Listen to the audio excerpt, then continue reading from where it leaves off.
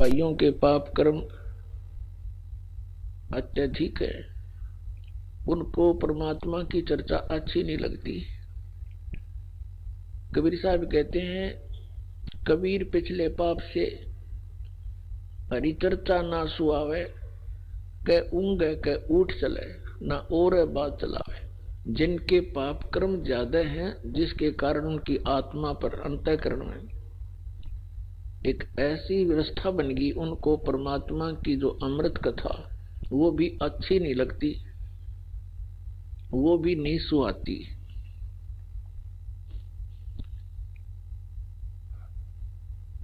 तो उसका इलाज क्या है?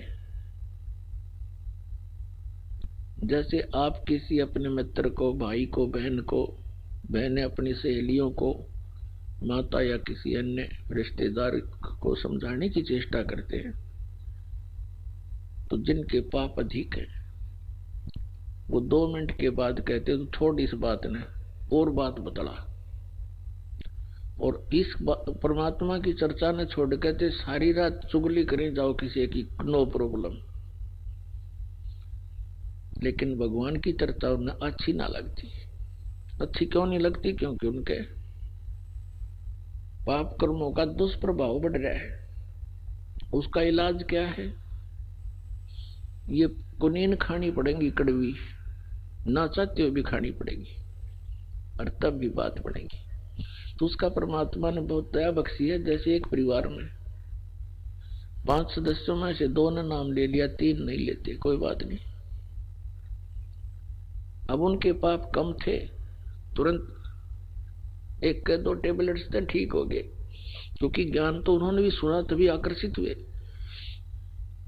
अब परमात्मा दया बख्शते हैं, प्रत्येक घर में सुबह आरती चले, दोपहर ने असुर निकंदन रमैणी, सुबह नित्य में, शाम को आरती।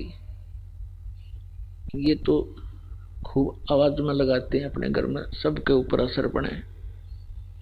और बाकी उस घर के 2 सदस्य मंत्र जाप करते हैं, तो उस मंत्र के जाप की भी शक्ति अपने आप गंध वहां फैलती है, उसकी प्रभाव फैलता है परिवार में। तो वो जो नहीं नाम ले रखा, उनके भी असर होना शुरू हो जाता है। तो परमात्मा बड़े दयालु है। ये सभी उसी के बच्चे हैं। जो भक्ति ना करते वो भी मालिक के बच्चे हैं, वो निकम्मे बच्चे हैं। जो भक्ति कर रहे हैं वो अच्छे बच्चे हैं। उन निकम्मों को भी परमात्मा अच्छे बनावेगा, क्योंकि माता पिता यही चाहते हैं मेरे सारे बच्चे और ठीक हो जाएं। अब घर के सदस्य घर से बाहर कहाँ जाएंगे? परमात्मा की वाणी उनने सुननी है पड़ेगी, और कभी ना कभी वो बुखार उतर जाएगा, और फिर वो उनसे भी आगे बैठे पाओगे बरवाड़ा आश्रम में। तो ये परमात्मा का ऑपरेशन है। तो परमात्मा का जो प्रोसेस है, प्रोसीजर है, ऑपरेशन है, ये कंप्लीट होता है। इसमें कोई मीन मेख नहीं होती, कोई त्रुटि नहीं होती। वो जो कार्य करते हैं वो परिपूर्ण ही किया करते हैं। अब उन्होंने यो काम शुरू किया है, उन्हीं के आदेश से, उन्हीं के वचन से सब कार्य शुरू हुआ है, और ये पूरे विश्व में होगा। बतेरे बहुत दिन हो गया हमने डले डोत्या ने, आज तक बताओ क्या साथ लेकर गया कोई प्राणी? किसी का इतिहास देख लो। कबीर साहब फिर हमें ज्ञान देते हैं, हमें ये ज्ञान हो जाएगा कि यहाँ कितना ही धन जोड़ लेते हो आप, संपत्ति बना लेते हो, और 1 सेकंड में मृत्यु हो जाती है। कोई काम है यो? सारा जीवन खो दिया और यहीं रख कर चले गए। और एक आधा लड़का ऐसा निकम्मा पैदा हो जाता है, उसके जोड़े जाड़े नाश कर देता है।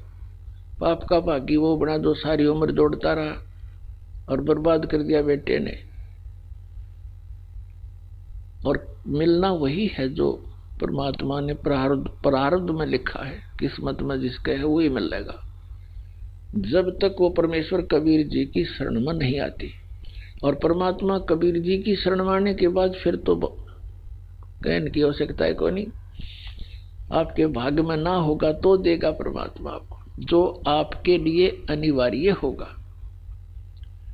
कोई बकवाद मांगोगे वो नहीं देगा, क्योंकि आप अंडर ट्रीटमेंट हैं। आप परमात्मा के दरबार में मोक्ष उद्देश्य लेकर आइए, उससे फिर सारा ही लाभ हो जाएगा। एक मोक्ष उद्देश्य लेकर आओगे तो आपको सर्व लाभ होंगे, या कोई अन्य ही उद्देश्य लेकर आओगे, कोई संकट निवारण के लिए, कोई पुत्र संतान प्राप्ति के लिए, कोई धन वृद्धि के लिए, वो डिमांड तो यहाँ करना, चलो करते तो हैं, बालक हैं, बच्चे हो, कुछ दिनों में इस ज्ञान से आपको पता लग जाएगा।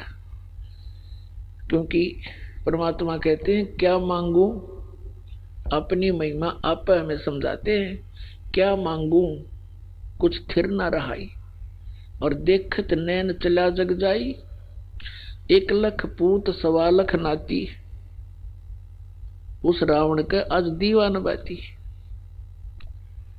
क्या बहादुर बंदे हाथी, आवत संग ना कोई जात संगाती, और क्या बहादुर बंदे हाथी। कहे कबीर अंत की बारी, जैसे हाथ जाड़ के चले जुआरी। जैसे कोई संतान नहीं है, वो संतान मांगने आता है, और परमात्मा दयालु हैं, उनको मालूम है कि ये जब तक इसका ये कांटा नहीं निकलेगा ये भक्ति भी ना करे, क्योंकि हम ज्ञान को बाद में, समाधान को प्रथम चाहते हैं। तो वो भी दया यहाँ बख्श दी जाती है, और उनको अच्छी आत्मा दी जाती है। अच्छी आत्मा देगा भगवान, ना किसी संतान ने के फूके।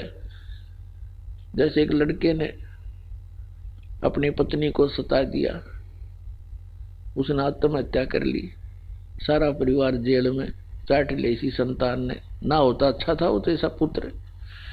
तो परमात्मा का यहाँ आपको ऐसी कोई वस्तु नहीं देंगे जो आपके भजन में बाधक हो या आपके लिए कोई परेशानी पैदा कर सके। आप बच्चे हो, अब जैसे रोगी है, रोगी कोई बालक है या बड़ा है, वो कुछ भी वस्तु डिमांड करता है खाने के लिए और उसके लिए हानिकारक है, डॉक्टर अलाउड नहीं करेगा, क्योंकि उसका जीवन ले सकती है।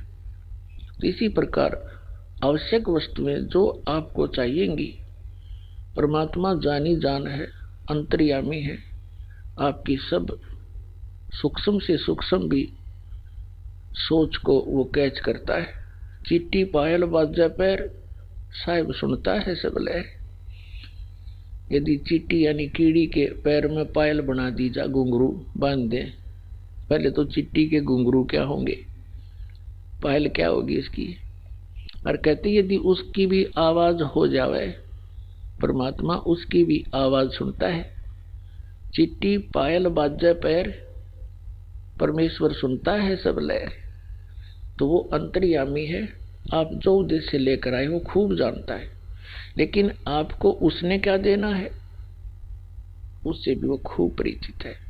तो यहाँ संत मते में और इस मोक्ष मार्ग में परमात्मा ने कुछ गाइडलाइन दी है, उनके निर्देश अनुसार हमने चलने से ही परमात्मा का विशेष लाभ मिलेगा। क्या बताते हैं कि जो राखे तो ही रहूं, मेरा क्या चारा, खाने जाद खरीद हूं गुलाम तुम्हारा। कि जैसे राज्य क्रमता राम की, रजा धरे दो शीस, दास गरीब दरस पर तिस बैठे जगदीश। कि उस परमात्मा की रजा में राजी रहे। जब तक आप इस शरण में नहीं आए थे तब तो काल की रजा थी और आपके कर्मों की रजा थी, उसमें राजी रहो या ना रहो वो तो आपको होना ही होना था।